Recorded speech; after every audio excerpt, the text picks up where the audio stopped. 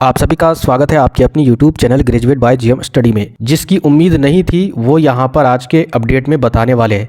यानी नीलांबर पीतांबर यूनिवर्सिटी की तरफ से एक्सटर्नल एग्जाम का जो एग्जामिनेशन फॉर्म का जो डेट है वो रिलीज कर दिया गया है। कब से कब तक भरा जाएगा और इस डेट में जो आपका ABC ID है, ठीक है, इसके अलावे इस यूनिवर्सिटी के अलावे जितने भी यूनिवर्सिटी वाले स्टूडेंट अगर इस वीडियो को देख रहे हैं ना, तो ABC ID के रिगार्डिंग मैंने कई वीडियो में बताया था, जल्दी से बनवा लीजिए।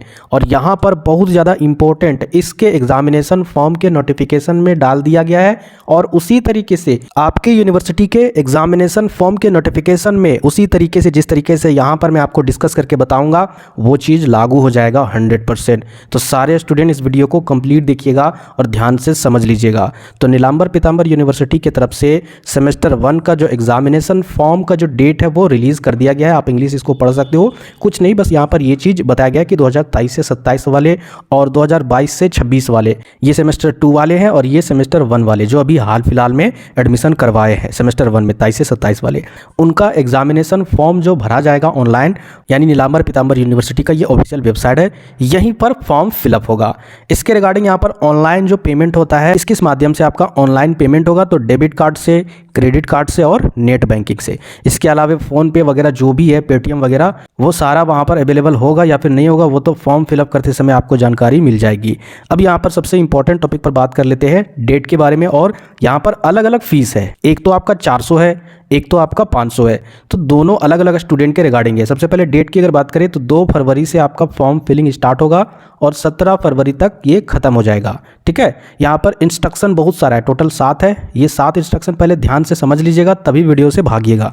यहाँ पर देखिए ये जो 400 फीस किनका लगेगा, जिनका नॉन प्रैक्टिकल सब्जेक्ट होगा यूजी में, और 500 किनका लगेगा, जिनका प्रैक्टिकल सब्जेक्ट होगा, 100 प्लस हो जाएगा। खुशी इस बात की है कि यहाँ पर 400 और 500 कुछ ज़्यादा फीस नहीं है, लेकिन VVU, आखिर VVU 600 प्लस क्यों, 600 प्लस फीस क्यों लेता है एग्जामिनेशन फीस का। यहाँ भी सेमेस्टर 1 का एग्जाम कंडक्ट करवाते होंगे एग्जामिनेशन डिपार्टमेंट वाले, यहाँ भी वही चीज़ होता है, तो फिर ऐसा क्यों होता है, 100-200 का डिफरेंस क्यों होता है वो तो यूनिवर्सिटी वाले ही जानेंगे।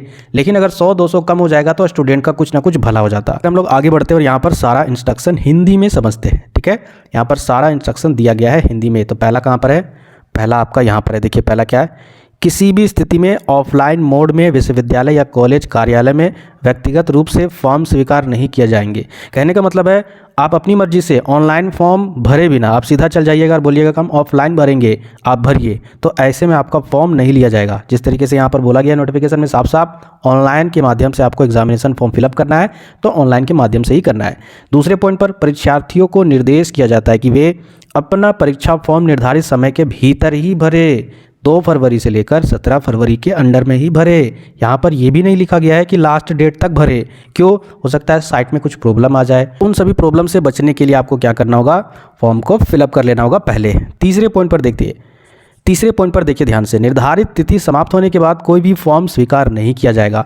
अगर डेट खत्म हो जाता है 17 तारीख, ठीक है, और उसके बाद भी आप चाहोगे कि फॉर्म भरने के लिए, तो नहीं मिलेगा फॉर्म भरने का मौका। 4th पॉइंट पर देखिए यहाँ पर क्या लिखा हुआ, अभ्यर्थियों को निर्देश दिया जाता है कि वे अपने डाउनलोड किए गए भरे हुए परीक्षा फॉर्म को कॉलेज के ईमेल पते पर आगे की प्रक्रिया के लिए संबंधित कॉलेज में जमा करें। कहने का तात्पर्य यह है, जैसे आप ऑनलाइन फॉर्म अप्लाई करोगे एग्जामिनेशन फॉर्म, तो उसका प्रिंट आउट का एक फोटोकॉपी कर लीजिएगा, उसको आप अपने कॉलेज में जमा कर दीजिएगा।